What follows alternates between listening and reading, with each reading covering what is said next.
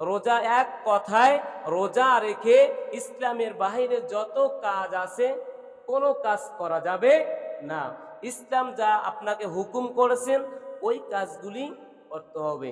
বাজান, কত মানুষ রমজান মাসে মারা যায়। শিপন ভাইয়ের আব্বা মারা গেছে। কত মানুষ সোনাইশার একটা জানাজা দিলাম, সোনাল একটা জানাজা দিলাম। কত মানুষ এ রমজান কিছু পাইছে, কিছু পায় নাই। আপনি আমিও চলে যাব।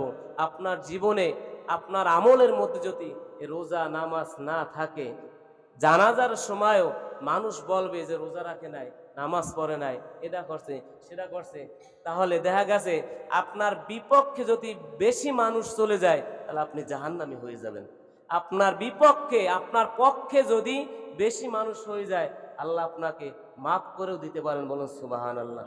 আল্লাহ পাক রব্বুল আলামিন আমাদেরকে ইসলামী জ্ঞান, ইসলামী বুঝ সঠিকভাবে আদায় করার মতন তৌফিক দান করুন। জোরে বলুন আমিন।